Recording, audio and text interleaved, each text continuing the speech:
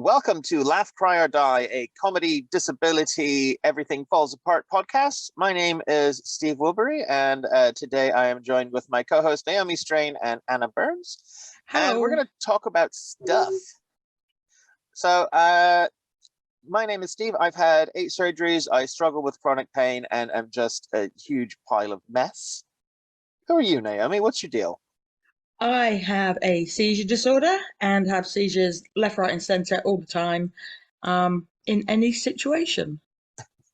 And what about you, Anna? What's your fucking deal? I have terminal cancer.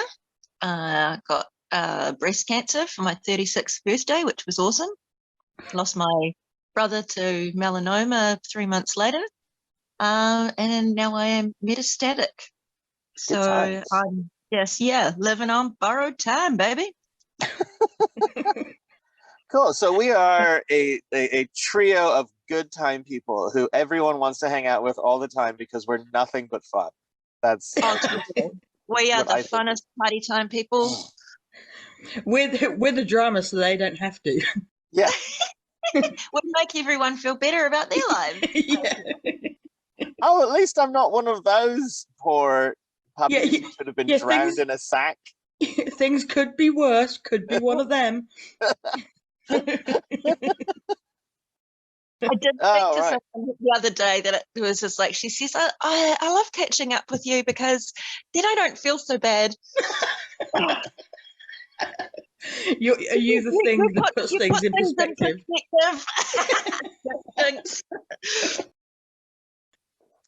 So we like to start our show with just a bit of a wrap up for the week that's been, and some just an anecdote from your bullshit ridden life. So we're gonna let Naomi go last because she's like she always wins this contest. Yes, I know for sure.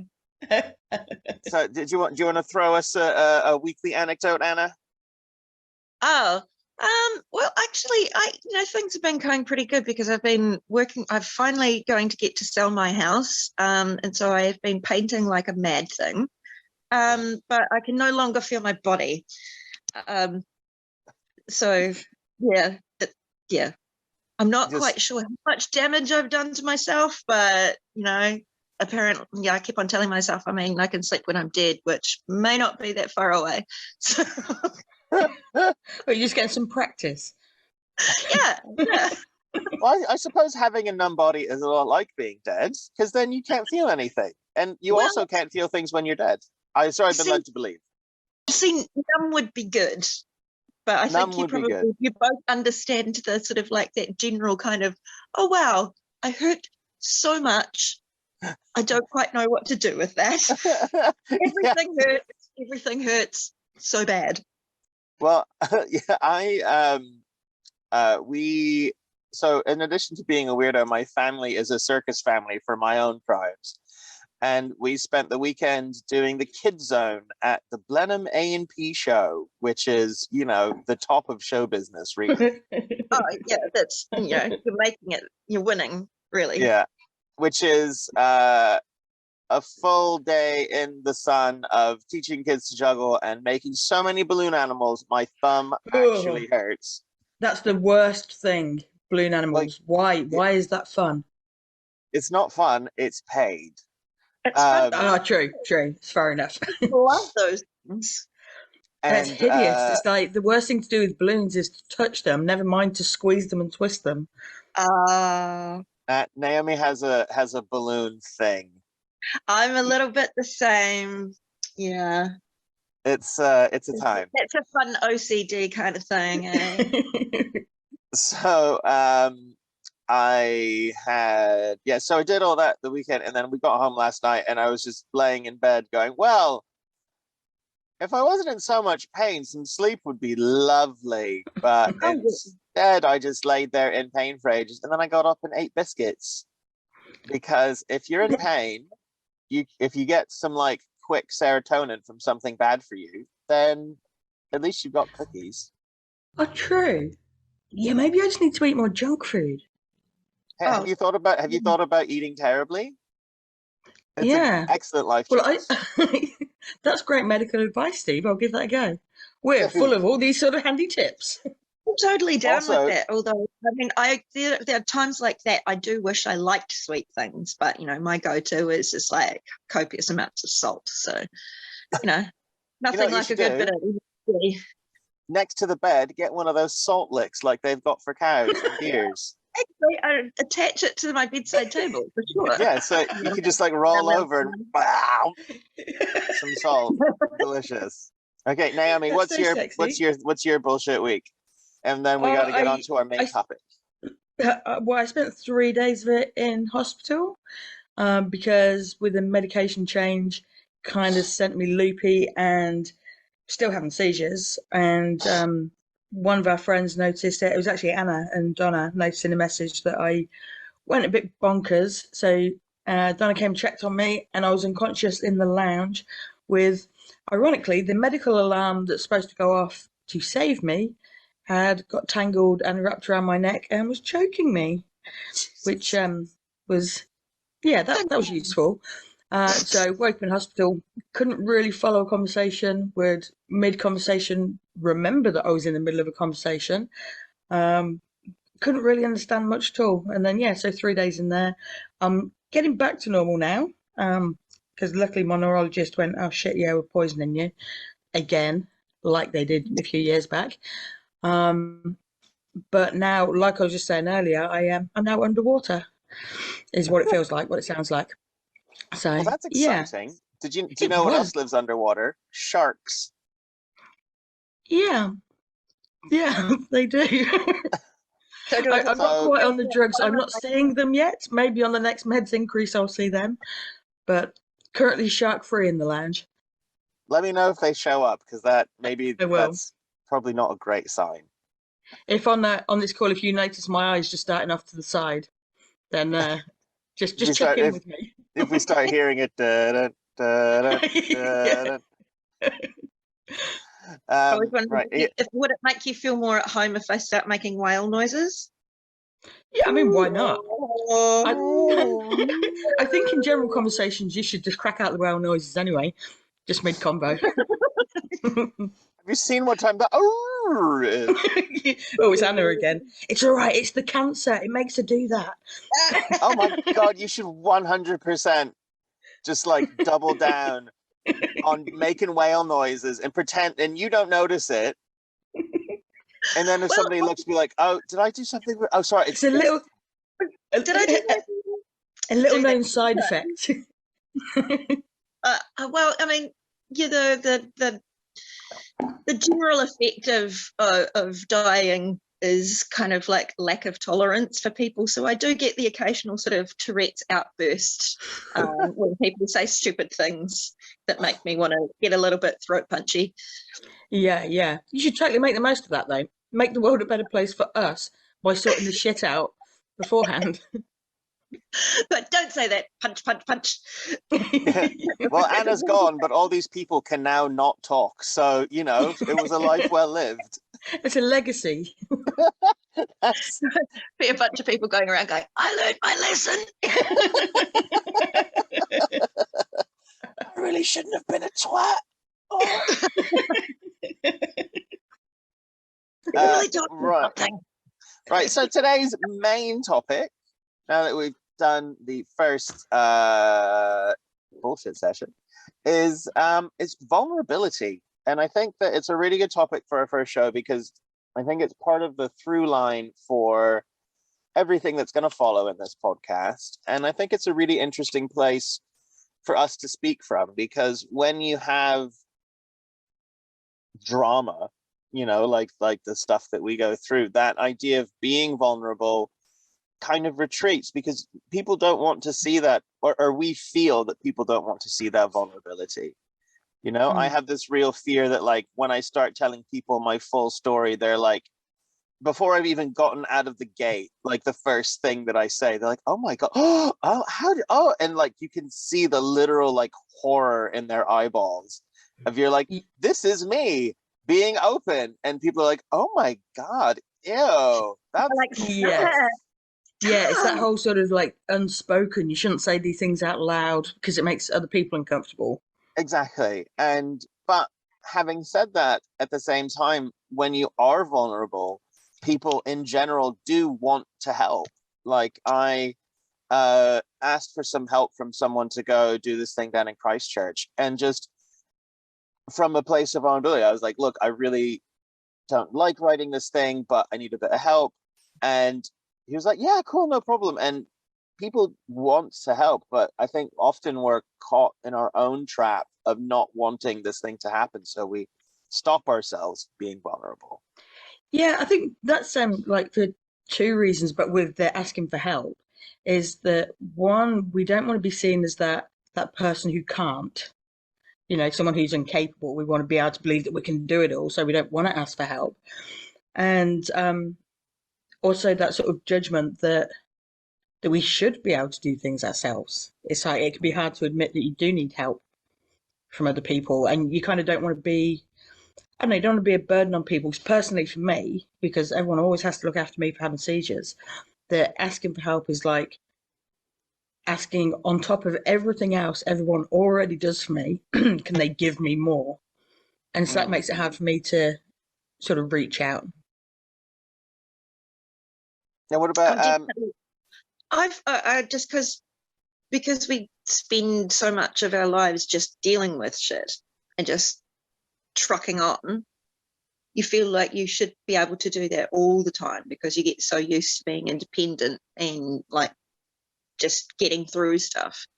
And asking for help is just like, oh, well, like, the working bee on the house, it was like, I've never done anything like that. And I still, as amazing as it was to get everyone coming along and giving me a hand, and I wouldn't have been able to do it without everybody, it just still makes me like, I get a little bit sort of hyperventilating when I think about it, because it's just like, it's so hard to let people do stuff for me. And it makes me feel so utterly guilty. Well, with doing your house, was it hard to reach out? Was it like kind of admitting to yourself that you needed the help, or was it that you felt awkward asking people? It was awkward asking, and because I'm not very good at organizing things because my brain is mush now, it's like I knew that it was going to be a lot of work for me to actually figure out what was going to be possible for everyone to actually do and make sure that I had jobs for everyone and keep everyone fed. And so I knew it was going to be a lot of work. And it was, to me, it kind of feels more exhausting getting people to help like that than actually just chucking away and doing it myself. Right. So because you're just so used to doing everything yourself. And that having Asperger's and OCD doesn't help, because letting people do stuff for you is, like, yes. Like, don't do it that way. Yeah, thank you, but you're doing it wrong. Yeah. I see what you're trying to do incorrectly.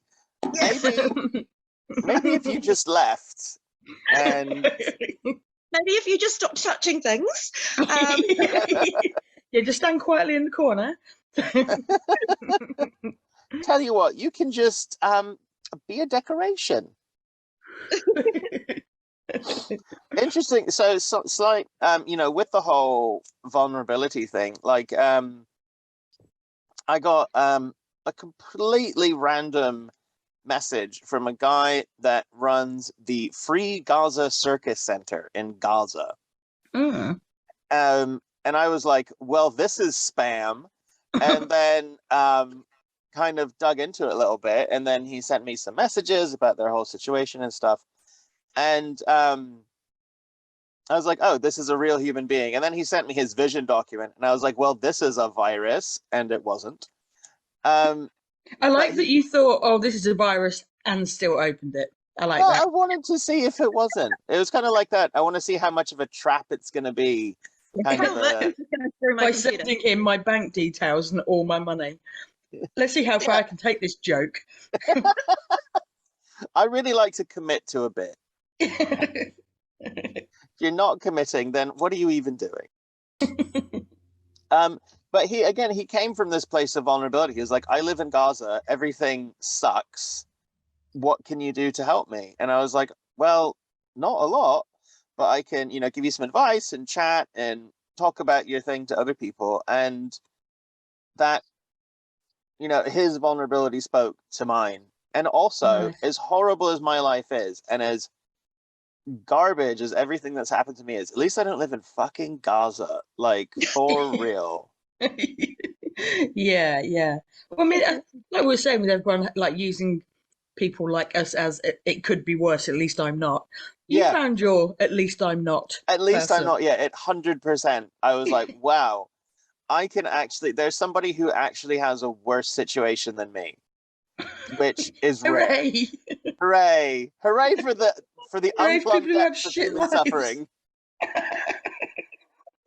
Well, people do say that to me a lot. It's just like, well, I suppose, you know, there are people worse off. And he's like, oh, well, sucks to Yeah. be them. I know how much this blows. Their life must be fucking garbage.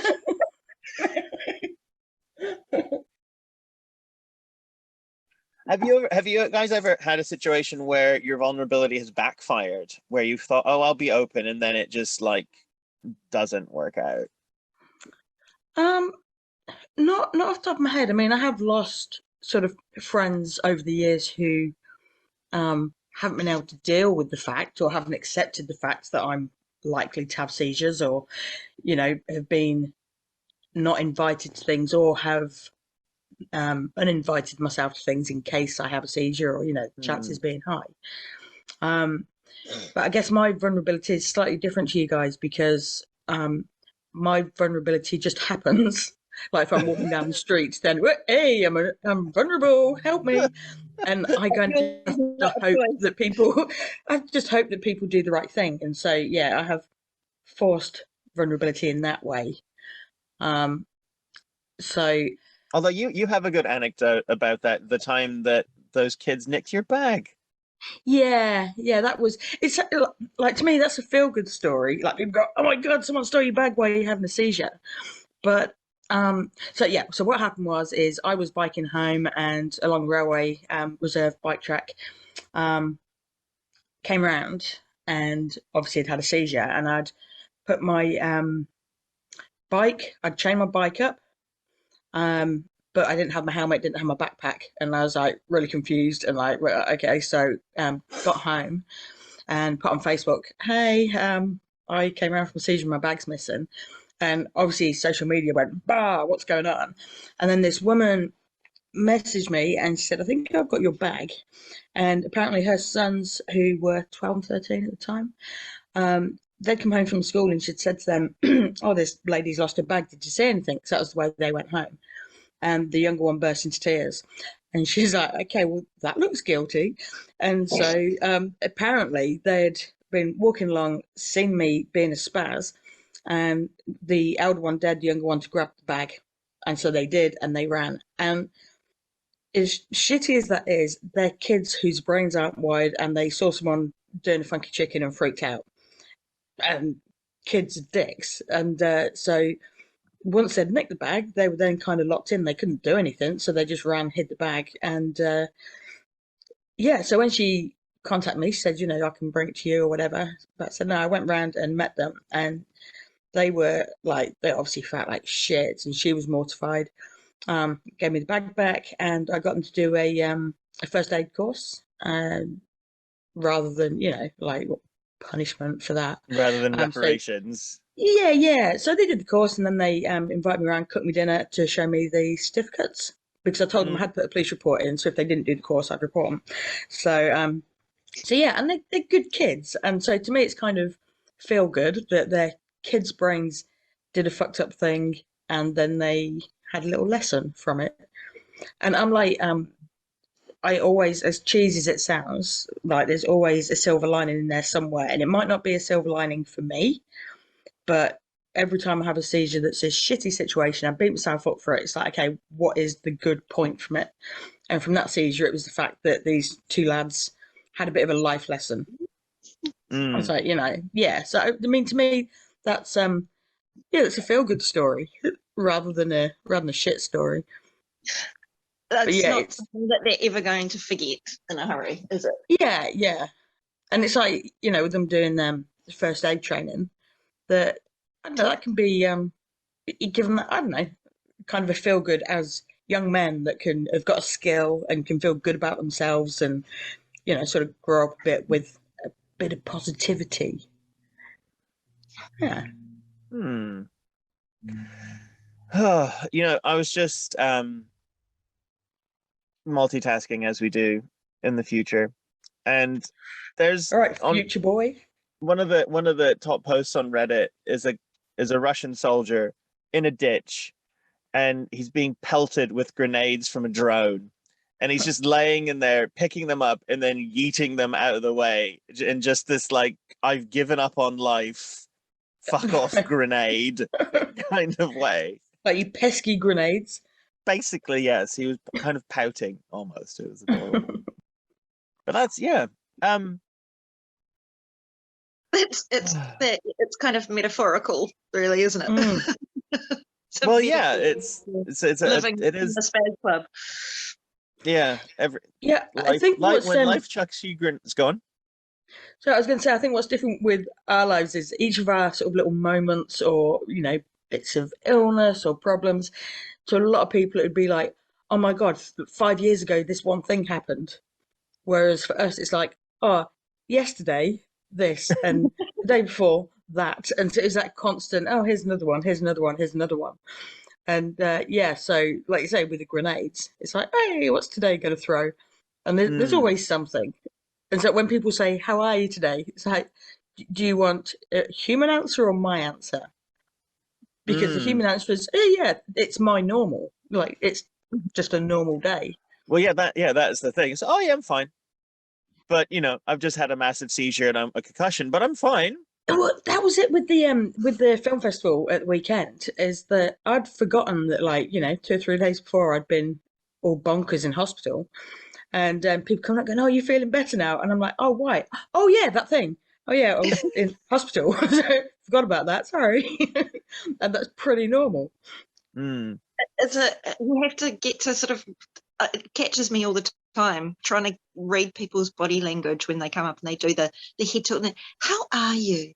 And you're like, does that mean you actually want to know, or are you just doing the head tilt, you know, sad face, how are you? Yeah, because even when people are asking, go on.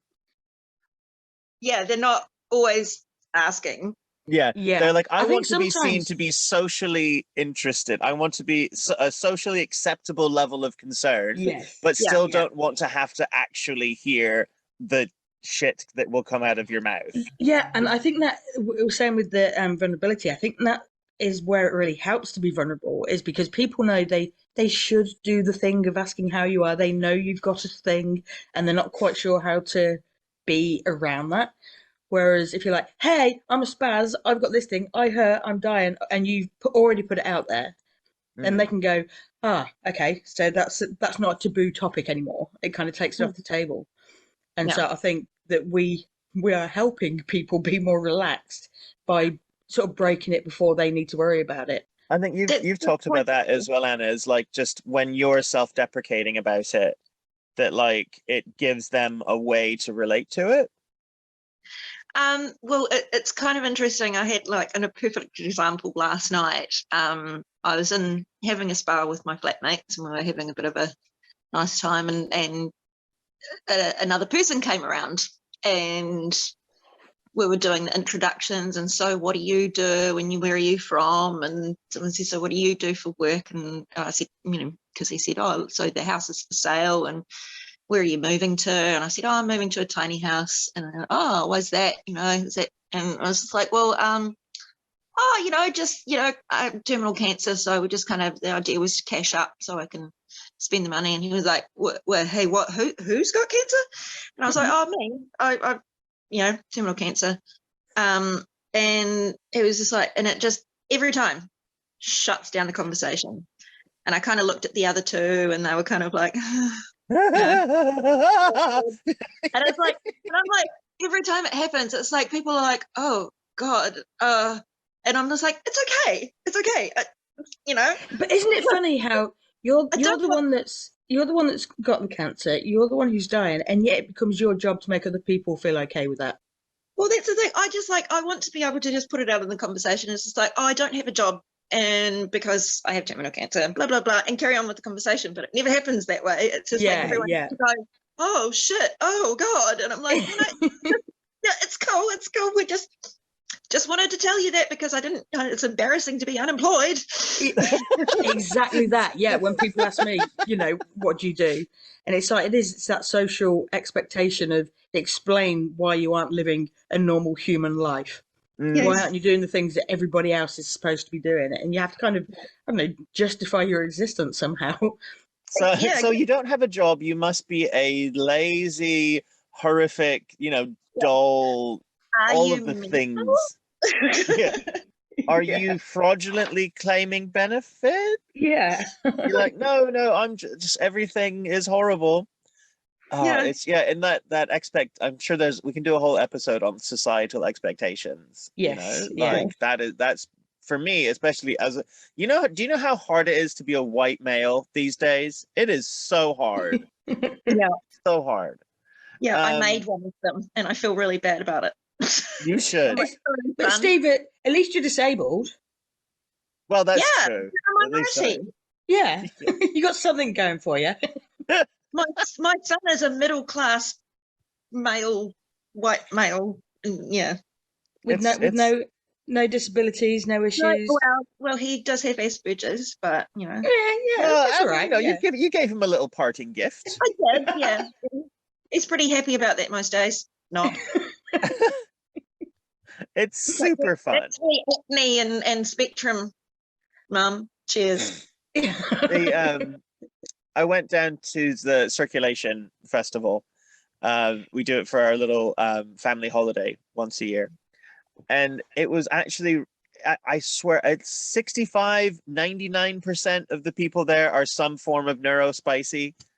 And it was really nice to be around and be like, oh, my little quirks, I guess, if you want to call them that. Like, I don't have a label, but I definitely got a dash of the Divergent brush on the way out of my mum's uterus.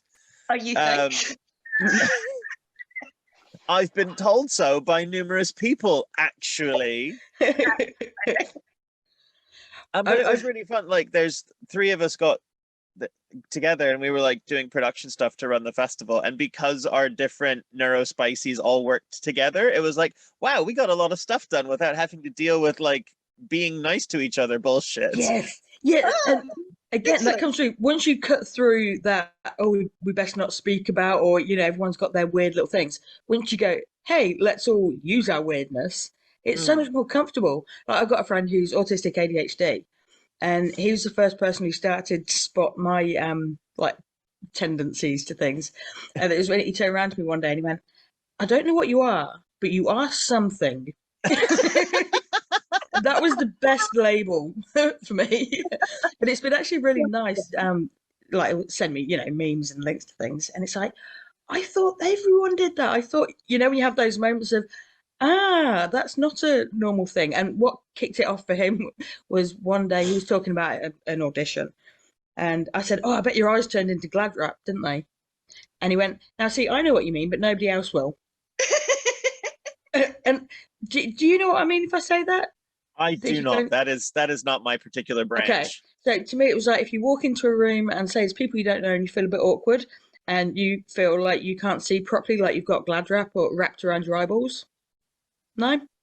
I have blind spots, so it's like having blinkers on, because like when I'm in a difficult situation, I never understood what this was until you have your diagnosis. Electric shocks.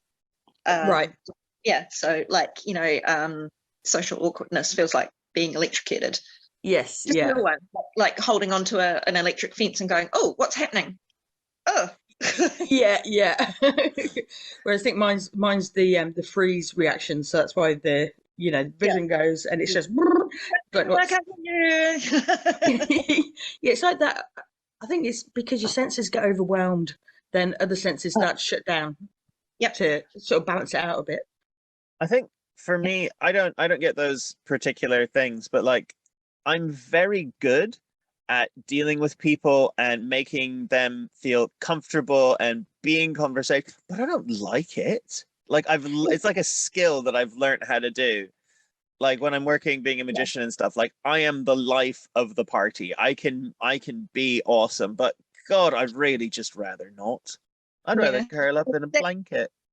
That's the masking skill that we all Mhm. then put into. I think that's why we've all leaned towards like creative arts in a way, Mm. because it's like I don't know, almost like a fake persona, but it's actually your real sort of way of dealing with Well, life. it's a much. I find dealing with 100 or many hundreds of people at a distance of 10 to 12 feet way easier than like one person or two people on a Zoom call. I am like covered in awkwardness right now. This is the worst. Is that why you got Or your like camera when turned off? someone's or that it's like we are kind of saying at the beginning, when you meet someone and you're like, oh, hello, let's have an introduction, and you're like, oh, did I mention the giant baggage behind me? Did you miss this, all of this like bags of crap? But and just you're just one like, thing. you're not going to want to know me after I tell you about the baggage. Or when people get to know you, and then it's not till like maybe they've known you for a couple of weeks, and then they realise that you've either, like Steve's had all his surgeries, or you've got your cancer, or I have my seizures, and they're like, "Oh, I didn't know." And it's like you've dropped this massive bombshell on them, and it's almost like you've been a traitor. It's like, I kept this awesome secret. You can't know my magic. Well, that and it's like, why didn't you tell me? Because I don't want anyone to know, because it's fucking embarrassing. Yeah, can I not be just want to normal for 5 minutes? Yeah, give me like a week, just a week. Am I asking too much? Announcing that you have Asperger's, and then people are like, but you seem so normal, and I'm just like, well, thank you. I worked very hard on that. Yes, yeah, very hard. One of the guys I'm doing a project with, he's really good at wordsmithing, like tweaking a statement or something to like make it scan and read really well. And I was like, did you major in communications, or like what's your thing? And he says, well, for neurospicy kids, it's a lot easier to analyze how interactions work and then to kind of put it back together again. I was like, oh yeah, but he's really good. But one, just before we move on to the wrap up, one thing I kind of wanted to go back to Anna's thing is, can I just share my favorite Dalai Lama anecdote? Please. No, I hate that guy. I was funded by China.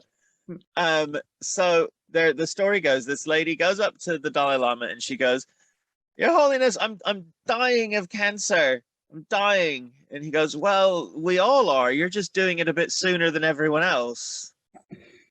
and that was like her twig. And I think with Anna's specifically, it's like, I'm dying of cancer, and it's like, yes, but and we all are, but that's another one of the many great uncomfortable truths is we are all dying. We are all a couple paychecks away from something, like if we are all have the capability for something horrible to happen to us.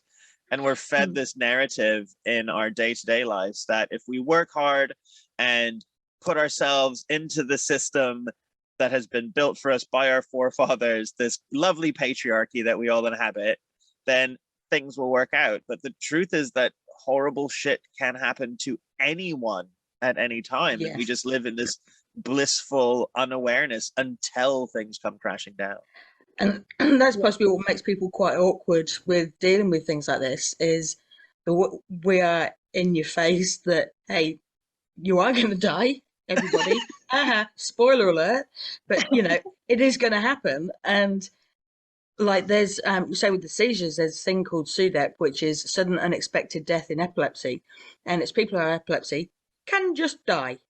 Just, hey, for no reason, not necessarily even the seizures, go, oh, they're dead. It's a bit like sudden infant death syndrome. Oh right, like you're just like, it's 11 o'clock and you're dead. And it's like, when people aren't, but people aren't faced with death and that immediacy in their day-to-day lives. It's kind of like a distant, uncomfortable truth they don't look at. I do get it a lot, and it's I struggle with not being angry about it, because I can understand it from their perspective when they say, oh, well, but, if I didn't know that you were sick, then I wouldn't know that you were. And, we're all going to die. I could walk out there tomorrow and get hit by a bus. And I'm like, yep, that's a fair enough statement, but it's a very different thing. Like, if they knew they were going to get hit by the bus, would they leave the house? If you said, okay, you are going to get hit by a bus, now go and cross the road. Yeah. Yeah. Exactly. That puts it in perfect perspective. Thank you. Mm-hmm. Yeah, It's you like- you have to. Yeah, you've been forced. You're like, oh, there's a bus coming. Stand in the road and stare at it until it hits you. Just look Yeah. at it, right at the bus's stupid bus face. Because we're all going to get hit by a bus eventually. It's like my grandma recently died, and when people say she was 91, they say, oh, she had a good innings, and it's like, I don't care. Like, if she was 91 and had been shot, would we go, oh well, she had a good innings, or would we go, oh shit, she got shot? So just because she was 91, it doesn't make it any better. There's no circumstances that make a death any better. Well, I think the fact that Anna is a horrible racist, it makes her death That helps. easier to Yeah. process. Yeah. Say what now? I just thought I would start the tarring your memory with like a vicious rumor. You are not invited to my funeral anymore. We're all going to be there with our fake Hitler moustaches on. Oh my god! I'm so going to do that, just, Yes. And we all remember Anna for her laughter, warmth, and those horrible things she said about the Jews that one time.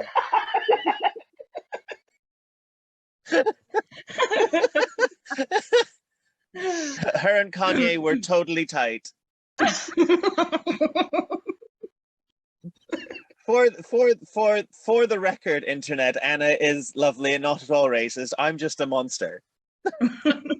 And also racist.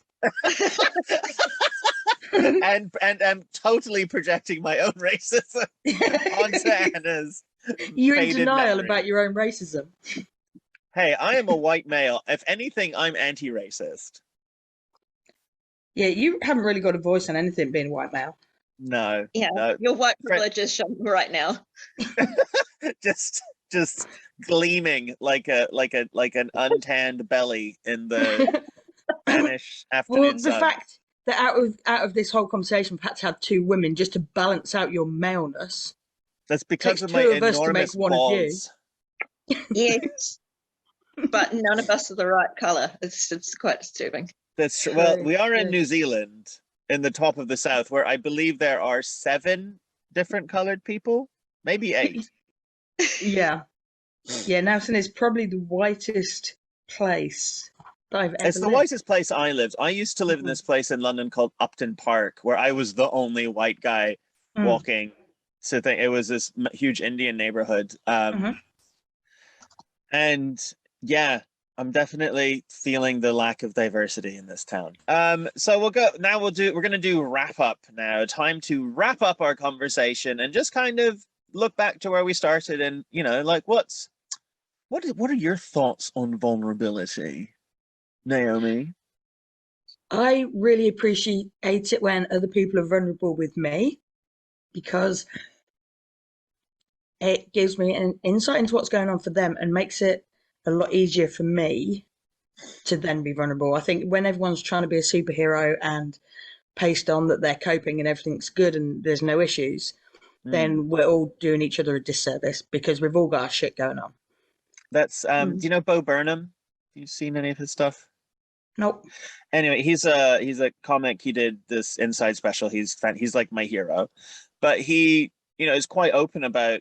He used to get panic attacks on stage, and he's quite open about his own kind of mental health struggles. And he says, don't worry about me. It's the people who aren't talking that you need to worry about. They're the ones who are actually, really struggling, because they're in denial about the fact that everyone struggles and everyone's got their own bullshit. Yeah. Yeah. Anna, any last thoughts on vulnerability before we say goodbye to our audience of many thousands? Many I- ones. I think it's a skill that a lot more people need to learn because not only does it help yourself be more open, it also helps other people be more open. And if you bottle shit up inside, you get cancer and stuff.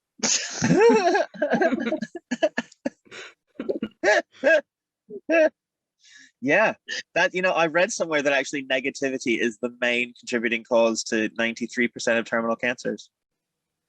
Well, It was on this. I was going to say, have you tried essential oils? Yeah, have you heard of CBD? Pale. Did you know that cannabis kills cancer, Anna? Did you know that? Oh my God, you should read this study. It's on the same blog that told me about vaccines. But no, because like lemons. It's all about the Okay. lemon. Brilliant. Well, just on that, it's these random cures that people give. Like, I've been told so many, have you tried things? And it's like, do you think I haven't tried everything? I've been told by he won't be named, but pumpkin seeds, that I ate too many pumpkin seeds and that was contributing towards me having seizures. Or people say, have you tried drinking water? Oh yeah, I didn't think of that. That is a great source of anger for me because like it's so insulting when you say I'm doing chemotherapy to save my life and they're like, oh well, chemo kills you, right? And have you tried? And it's like, yes, I'm putting this thing in my body that is literally killing off a lot of my cells and I didn't read anything about it. Of course I didn't. I'm so stupid. And you can notice people's good intentions. What's that? But it is. It's people's good intentions, but it is insulting. It is. It's like, I might be a spaz, I might be dying, I might be broken, but I'm not an idiot. Yes, but the thing is that the person telling you about that is an idiot. So it's yes, yeah. They are obviously. They really mean well. They want to help you, but it's just like really. Yeah, it is, and it is that. Yeah. Yeah. I wish I had like a witty rejoinder to that, but it's like it is true. People they want to help, but you're just like just fuck off. Just shut up. Before you don't like yeah. So, I could just say at the start of this podcast about being vulnerable and about asking people for help, and we're ending it by saying, fuck off. Don't try Stop and help. being there for us. Just shut up because you're not helpful. You are there to listen to me complain and then shut up. We're so That's complex. you. That's actually helpful, is to let me go, "Bleh," and then be like, oh, don't you like a biscuit? That biscuit. Swing in the background. There's a fantastic quote from a video game where the guy's like, if life gives you lemons, they say make lemonade. That's bullshit. Say to life, where's my fucking orange juice? Throw those lemons back in life's face. I like that. Yeah, and I think just it is hard, because when we're vulnerable and we tell people our stuff, then people want to help. But then so often that help is in the form of ineffectual suggestions for crackpot things they've seen on the internet. But it's because I think people don't know how to engage proactively with it, like how to listen, how to expose their own vulnerabilities, so that then they're left with, oh, what do I do? Oh, I saw this thing. Oh, wait, that's helping. But because we're not really taught, or that vulnerability isn't encouraged, day to day. I think the advice that I would give people is if someone exposes their vulnerability to you, is first just hear it. You don't have to do anything with it, and ask a shitload of questions. Because people, like, if I show, my, like, oh, this is me, and then people don't understand, they're going to make judgments and they're going to get it wrong. Whereas if they go like, okay, shit, what does that look like? What happens if this, what causes that? How does that feel? Just ask the questions. I've already put the information out there. It's not taboo. go for it. And I think that's the most helpful you can be, is just letting that person have an open brain and not be scared of saying what they need or want to say. Can we just go on? I think that was what I was trying to say before, is that like people don't know what to say because they don't want to offend, because there are people out there that just don't want to talk about it. And I just kind of feel like, if more people were okay with talking about it, then people would be more comfortable with asking or saying, oh, is it okay if I ask you about the situation? And, but then, there are so many people that are just like, oh, no, you're triggering me. I don't want to talk about it. And if there was less of that attitude, then all of us would be more able to be vulnerable and be listened to, rather than people trying to tiptoe around you on eggshells about your situation and not trying to, offend you. 100%. So I want to actually finish with Anna, your partner's, because you met him after you'd been diagnosed. Was that right? Yeah. The first time. But you told me like the joke that he told you when you were going out that made you be like, oh no, this is a good one. And I think that's a really good, the way he responded, I think, is how I wish everyone would. Yeah. So can you tell that story? So literally, like, I just had my breast removed. I was on antibiotics. I was covered in this horrible rash from head to toe. My brother had just died. And I was about to head into chemotherapy, and he said, oh, come out for a drink. And I was like, you're kidding me. Okay, whatever. And he said, I've been trying to fit 2 boobs in my mouth for 44 years and I have failed, so we're going to get them fine. And he tells that story to people when people are saying, oh, how did you meet? And they're all just like, oh, he did not say that to you. And I'm like, yeah, he did. And they're like, what did you do? And he's like, well, I figured she would either slap me and walk away, or she sat there and laughed. And I did laugh, because I was so relieved that someone had the balls to make a joke, because everyone around me was so miserable. Yeah. And it's refreshing. It was so refreshing for someone to actually put it out there and just, treat it like it should be treated. Like, Because that's acknowledging and accepting and having a laugh all in one sentence. Yeah. It's awesome. Yeah. He's a winner. He's a shiny one. I'm a big fan of that guy.